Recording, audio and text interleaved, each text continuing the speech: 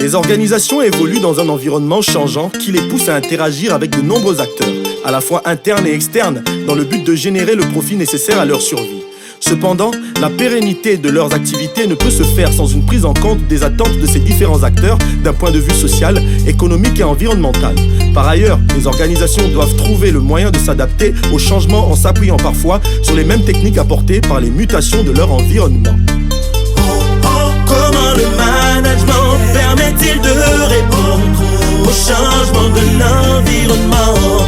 Comment le management permet-il de répondre au changement de l'environnement? Premièrement, le management recherche la stabilité par la rentabilité, aussi la pérennité de l'organisation à travers des activités qui doivent être réalisées en visant des finalités telles que sociales et économiques, afin de satisfaire les différentes parties dont les intérêts divergent aussi.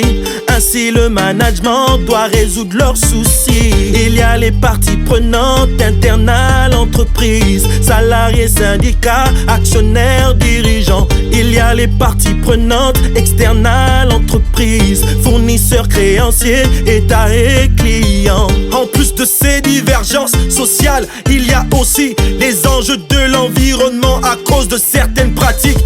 Ainsi, la responsabilité sociale d'entreprise est mise en place par le management en termes d'actions plus éthiques, visant le bien-être des ressources humaines, la préservation de l'environnement, le respect d'un équilibre économique afin de satisfaire les attentes des parties.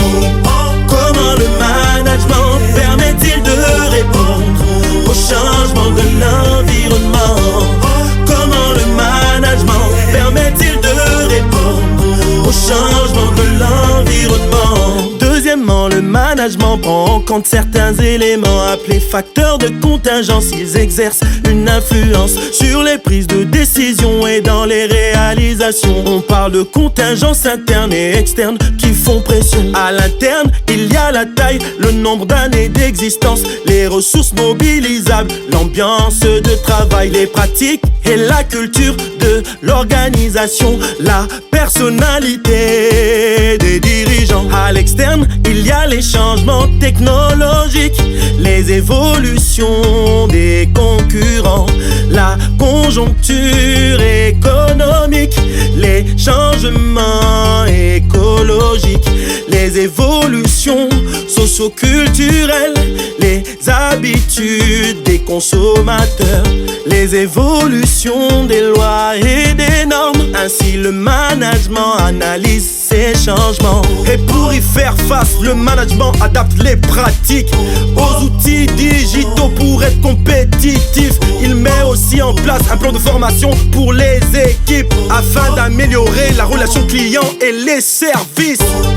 Comment le management permet-il de répondre au changement de l'environnement?